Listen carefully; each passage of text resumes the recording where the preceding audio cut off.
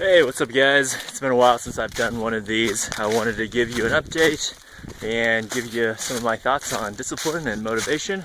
So let me show you the trail here because it's really gorgeous. So I am in Vermont right now. I'm actually doing a slack pack today. So slack packing means that I dump a bunch of my overnight gear out at the hostel, and then I just take basically food and water and a little bit of emergency equipment, and then I come out and hike. And I can do that because I'm staying at this place called the Yellow Deli in Rutland. So the Yellow Deli is a deli run by a community or a cult called the 12 Tribes. So they're a communal living society, community. To join, you have to give up all of your assets, and then the tribes basically assigns you a job and you live in their community. They've got a bunch of farms and delis and shops and all sorts of stuff all across the country and across the world now, I think. And they've got a couple of thousand members.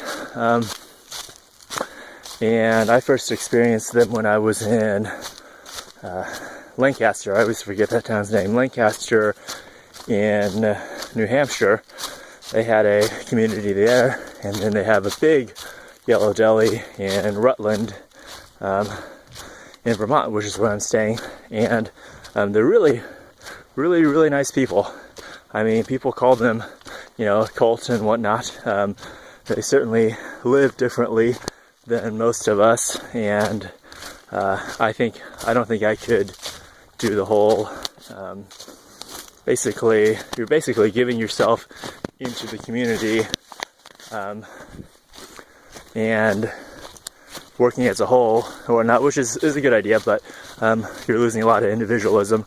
For example, they have a specific way that men and women have to wear their hair and a lot of rules like that. And they're, what do they believe? I think they're a Christian organization. They believe in Yahshua.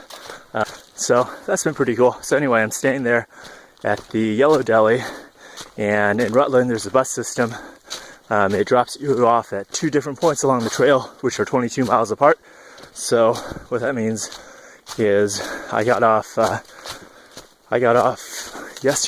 night on a bus, went into Rutland, ate and showered and whatnot. And then this morning I got on a bus. That same bus took me back to that trailhead, and I left a bunch of stuff in the hostel, so I'm only carrying probably 20 pounds today instead of, my usual 45. And, excuse me.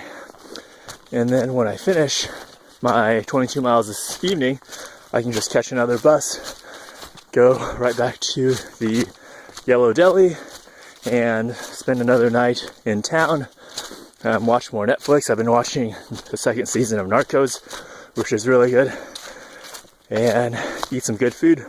There's a really good brewery right next door, so they have great beer, great pizzas. So it's kind of fun to be able to do that every once in a while. This is only the second time that I'll have slack packed. I did a 11-mile slack pack session way back in Franklin, North Carolina.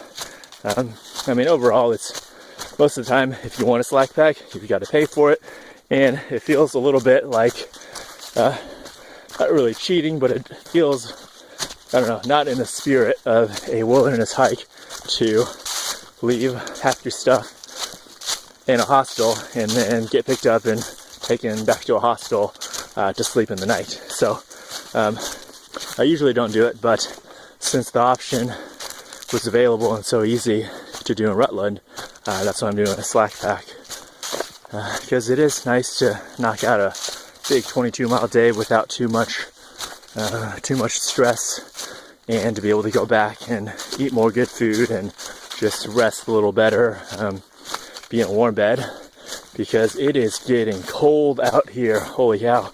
It's been down in the 30s at night sometimes, and you just wake up freezing cold. So it's really nice to wake up in a warm bed and not have your core body temperature be super low starting out in the day. Let's see what else has been happening. I have 665 miles left to go, and it should be pretty easy miles. You can see this terrain is still, pretty up and down. Definitely mountains. It's not, what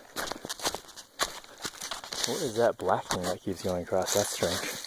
Anyway, it's definitely not flat yet, but from what I hear, after I go through the Green Mountains, so what I'm hiking right now are the Green Mountains.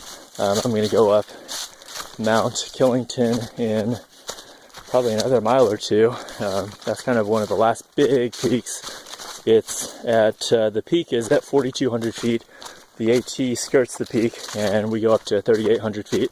So, and I start down at, I think, like 1,200 feet or something. So I've got more than a 2,000 foot climb coming up, which will take a while.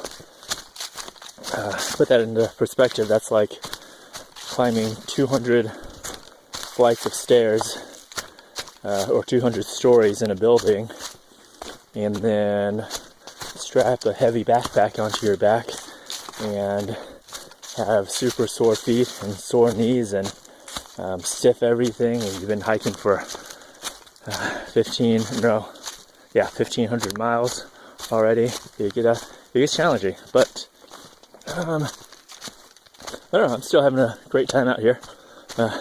My body's holding up pretty well, better than a lot of other people's, which I am thankful that it's still holding up.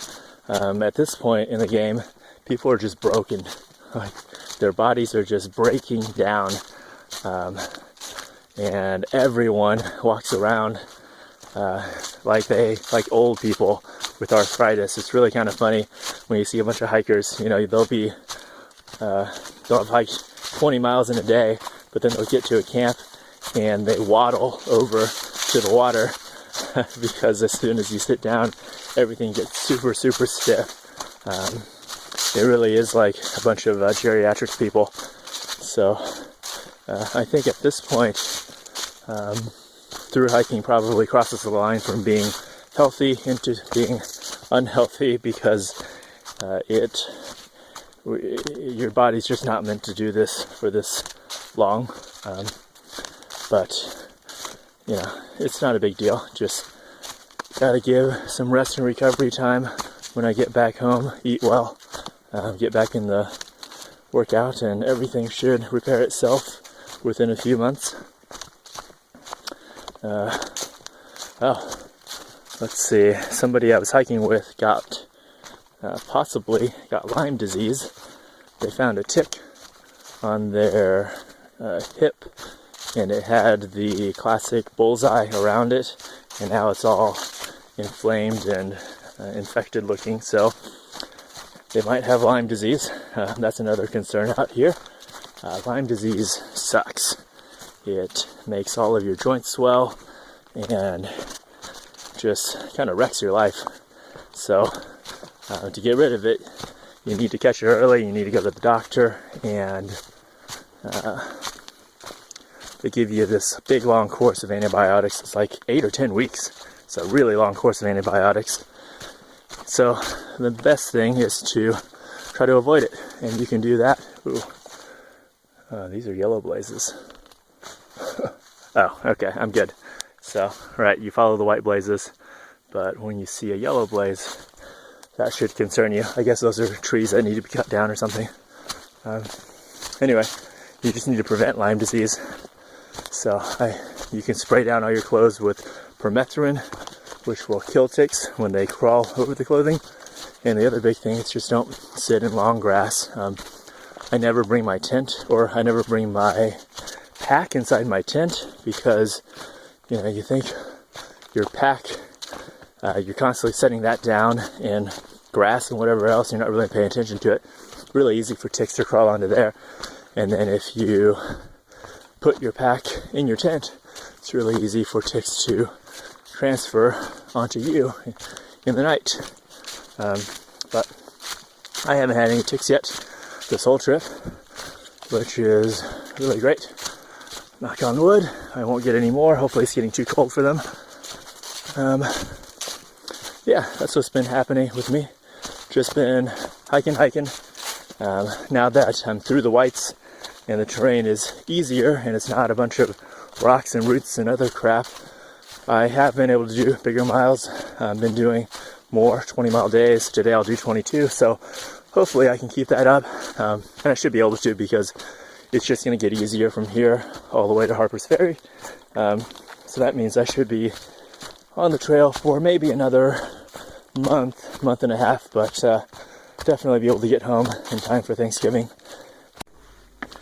Okay, so on the topic of discipline versus motivation, I like the analogy of starting a fire. So when you're starting a fire, you need fuel and you need a spark. You need something to start the fire. So motivation is the spark. It is the thing that first starts the fire, and discipline then is the fuel that keeps the fire going. And where a lot of people go wrong is when they start a new endeavor, is they try to focus only on motivation, and I think that's one flaw a lot in our culture in general, and in the whole self-development, self-help arena, is that all of the focus is on motivation, and not really on discipline, because motivation is sexy, motivation is exciting, motivation gives you a big boost, a big burst of emotion, which that big burst of emotion is what causes you to buy stuff. So that's why most people focus on motivation, whereas discipline is the boring part. It's the thing that you do day in and day out for weeks and then months and years at a time. And everyone's looking for a quick fix, so nobody's going to sell an ebook that says how to lose 30 pounds in 5 years. Nobody's going to buy that book. But really, that's the reality of it, is change doesn't come quickly. Change doesn't come easily. You're not going to go to a weekend seminar, get totally motivated, and have that motivation carry you through for the next 3 years to change your life and build $1 million business. That's just not the reality, but that's what people sell, because that's what sells, because that's what's sexy. So that's the main problem in the just the self-development space, is all the focus is on motivation, and people really don't talk about discipline nearly as much as it should be talked about. And so going back to the fire analogy, you would never start a fire and then not feed it fuel, let it burn out, and then start the fire again, let it burn out, start the fire again, let it burn out, right? You would never, that doesn't make any sense. It's not efficient. It's not going to get you the kind of fire that you want or you need. But that's what a lot of people do in their lives. They'll sign up for a personal training package, or they'll sign up for nutritional consulting, and they'll be really motivated and excited for a few weeks, and then they don't carry through with discipline, and they drop off. And then a few months later, they do the same thing, where they buy a new supplement, and there's this constantly chasing after these things to give you a boost of motivation, without the follow-through of discipline, which discipline, in the fire analogy, is the fuel that you feed the fire to keep it going and to make it hotter and to make it grow. And so really, if you want to change your life, if you want to achieve your goals and your dreams, you need to rely more on discipline. That's not to say that motivation is... here's Kevlar. Hey. What's up, man? Godzilla. Yeah, good to see you. Going into Rutland today? No, I don't think so. Okay. Might go to that town that's like 2.4 or something like that in like 10 miles or so. Cool. Well, Wallington, I think. yeah, cool. Good luck. See ya. That was Kevlar. He's a southbounder. So like I said, I'm going north today because I'm slacking. Anyway, what am I talking about? Oh yeah, motivation and discipline. So motivation is it's not bad. It's very useful, but you can't rely solely on motivation. So what you need to do is when you get motivated about something, then you need to use that energy that it gives you to build up the structures for discipline. God damn it, where am I going? Here we go. Okay. So when you find you're motivated about something, you use that to build up the structure so that you can then stay disciplined later on. So say you're motivated to lose some weight, when you need to use that energy to research, find a good plan, set aside the time to make the meals, to go to the gym, and then start. So your motivational energy should give you enough of a boost to carry you through to those steps. And then once you've laid the foundation and the groundwork for that, as your motivational energy fades, what you need to focus on is just keep going, keep doing the same thing. Oh wow, it smells like a skunk over here. Or a skunk got run over. Anyway, there's an apple tree. Sorry, I keep getting distracted, but it's kind of cool. You can shake the tree. No, this one's too big. Probably pick up some apples here from the ground. Yeah, they're mushy apples. Alright, I gotta quit getting distracted and finish this video. So, right, you use the motivation to set up the groundwork, and then when the motivation starts to fade, and you start losing that motivation and inspiration, then that's where discipline comes in. And the discipline is simply habit building. So you should have, at that point, started to build a routine of, say, going to the gym and eating certain kinds of foods. And then after the motivation fades, all it is just sticking to those same habits and those same routines, and just doing that day after day. And what you'll find is that then the motivation will come in cycles, because you'll start seeing results, you'll start making progress, and then you'll have another burst of motivation. And when you have that burst of motivation, that's when it's a good time to add in, add on top of what you're already doing. Alright, I'm running out of space on my phone. Hopefully that was a clear enough explanation. And now I'm gonna hike on. 665 miles left to go. Almost there in the home stretch. Alright, take care everybody.